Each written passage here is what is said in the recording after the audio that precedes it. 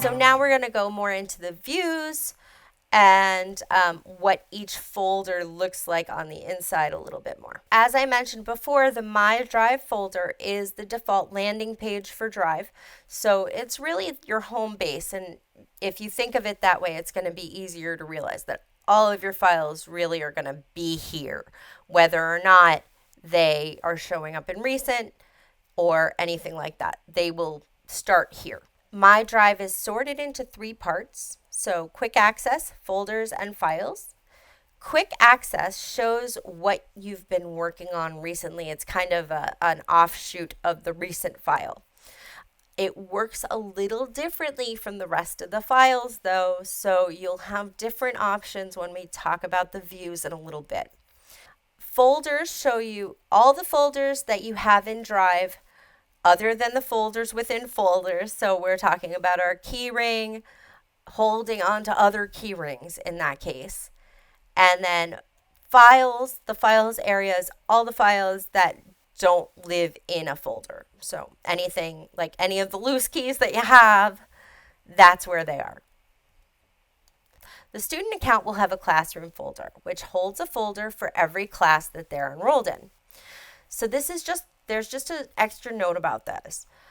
Every class that has had an online component that your student has taken while they've had this Chromebook and, access to Google Drive is going to have its own class. Now, this could be years after the fact. So they're perfectly welcome to remove them, but they don't get removed automatically because the student has to do it.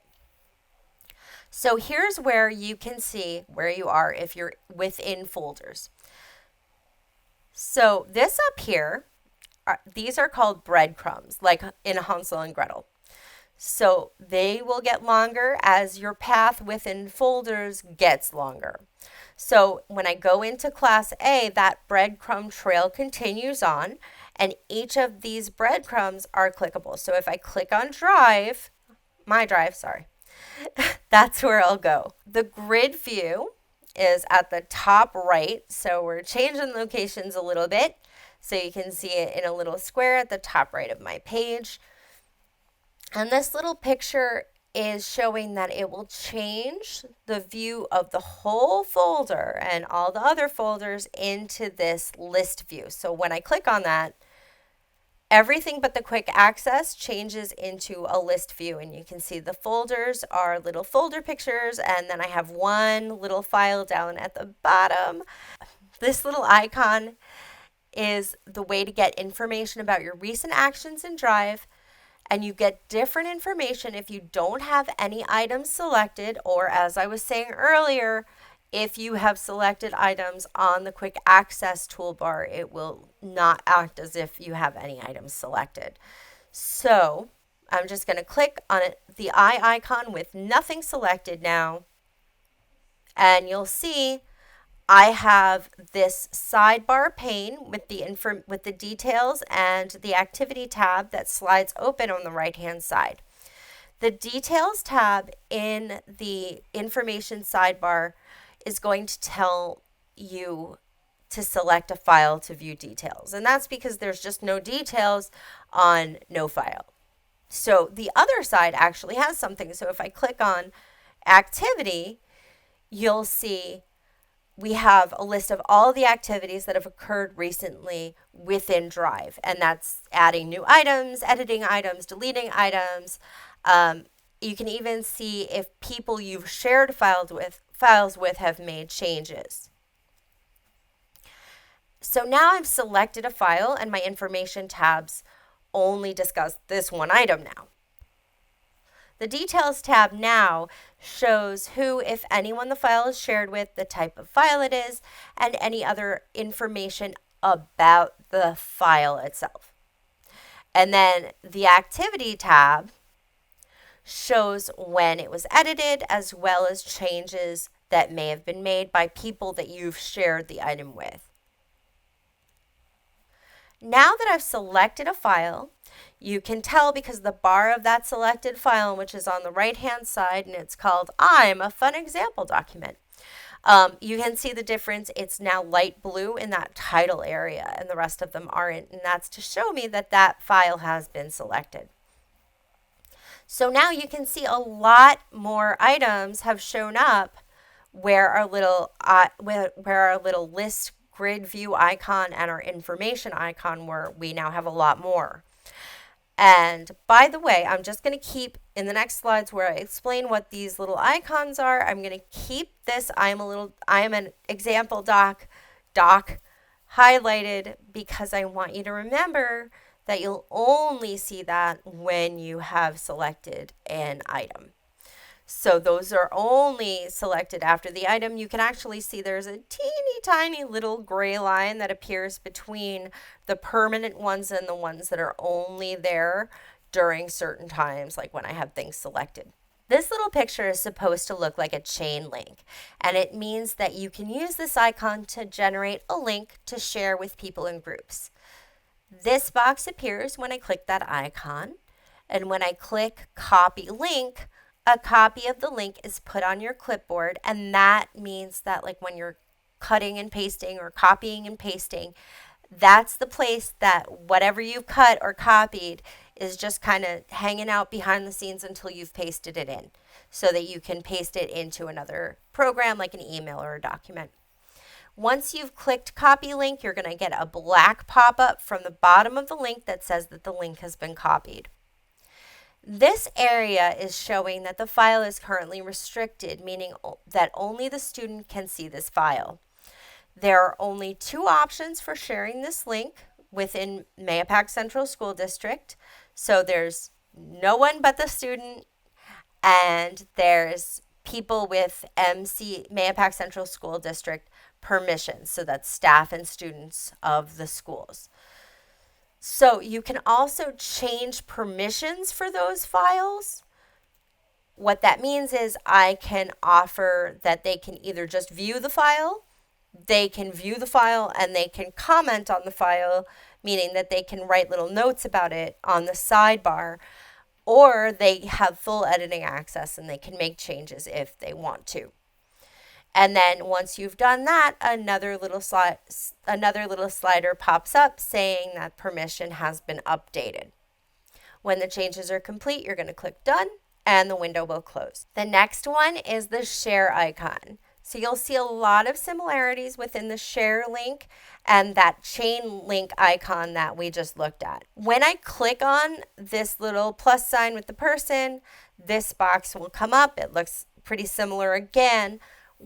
So what that's going to show me is, first, I have an area where I can type in people's usernames or addresses, and it should pop them in. The next thing I see is who already has access to the file. So that means that any file that was created by the student is always going to have their name with you in parentheses. And then below that, you can see that the student can copy the link info, and it will only be accessible to people who have been added either to the link access, the group that has been added to the link access, or the share group, so the individual people. And when you're done, you're going to hit the blue done button to close the box. The eye icon can be clicked on to get a preview of the file, and a preview isn't always available. That will depend on if the file type can be opened with a Google app. So Word can be opened with a Google Doc, Excel can be opened with Google Sheets, so those can be edited. If there's something like a sound file, that would not be able to be previewed. So you're going to see the first thing, once I click on that eye, we see this preview. And then over here, it shows the title of the file and an arrow to get back to Drive proper. And then you'll see what Google app it would suggest to you, and then you can click there to open it and edit it with that application. In this case, it's Google Docs. This is a print icon, so that lets you print from the preview. I don't generally recommend it because sometimes it will mess with the formatting. This downward arrow is the download icon, so that will make a copy of your file on your device or computer, And then these three dots show some other options, but we're going to be going through them anyway. So we're going to look at them back in Drive proper. Okay, so now we're at that garbage bin icon. So that's going to remove the file. So if you want to delete something, and you can see I have my file, this is an example document circled. So I'm going to hit the little trash bin. It goes away and I get this quick little guy, and it shows up and then it slides away really fast. So it's on the lower left hand side and it will say removed one file or however many files you removed. Now, if you made a mistake, you can click undo and then you can see it's just popped it right back in where it was. So that's a helpful thing to remember. If you did something and you just realize as you click it, you can run to the undo button. But as you recall, we can just go into the trash and restore it from there. The three dots on that sidebar, on the top, open up a lot more options, again, like in that preview. And you'll be pleased to know that all of those options are also available to you if you right click. So if you right click on a folder or file, you're going to get a whole bunch of options that you also see that pop up when you have selected a file. So we're going to go through those now. So Open With will suggest Google Apps that will open this file. Again, like Google Docs will open a Microsoft Word document, and Google Sheets will open a Microsoft spreadsheet document, and you can edit them. There are some differences, but they work overall, and we'll go over those more in the next few weeks. Add to Workspace, which we talked about, and that's on the priority folder. So you could add a workspace here as well. So if I click Add to Workspace, I have the one that we added earlier, that Google Drive video one, or I can create a new workspace right here. And the way I do that is just I'd get my little new workspace area, I'd put in my new workspace name, and I'd just click create, and then I'd be good to go. I can add a shortcut to Drive. So this is helpful for files that are shared with the student rather than having to search in the Shared With Me folder on the left-hand side menu, or hope that it's still somewhere in the quick access area if you've opened it before. So once we click Add Shortcut, and this is again right-clicking or having selected the file already. So this is already talking about a file that has been selected and right-clicked on. I get this window that allows me to choose where I want this shortcut to go. Now, just a quick explanation of what a shortcut is. A shortcut is like an extra door. So let's say I have a room and I want to put a door, and it like abuts with my if it joins up with my living room, but I have to go, around a wall. So maybe I just want to make a door to go right into that other room from my bedroom. So I didn't add another bedroom. I didn't add another hallway. I just added a door. So all adding a shortcut is doing is adding an extra door to it.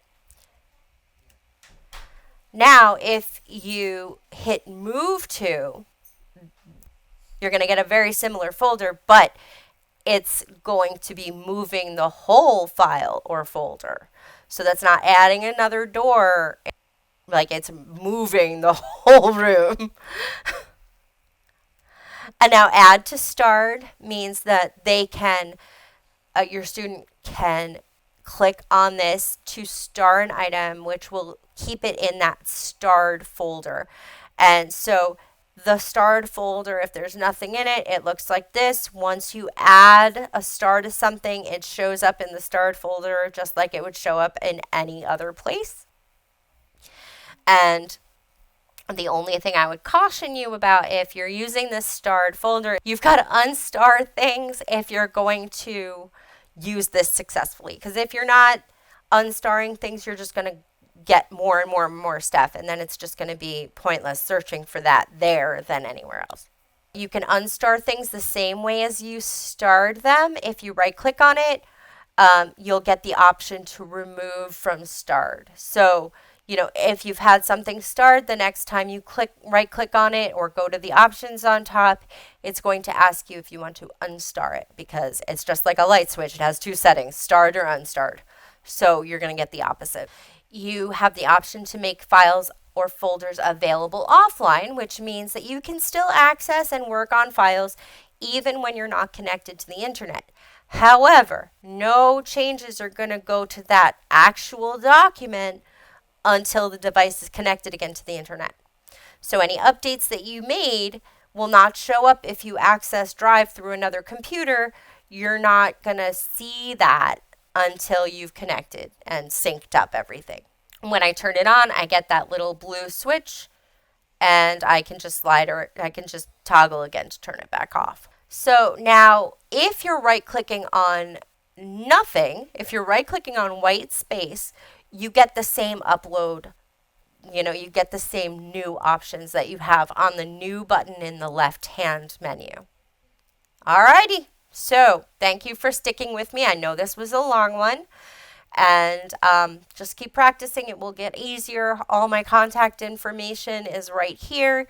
Please feel free to let me know if you have any questions, and I'll be happy to talk with you. Take care and have a wonderful day.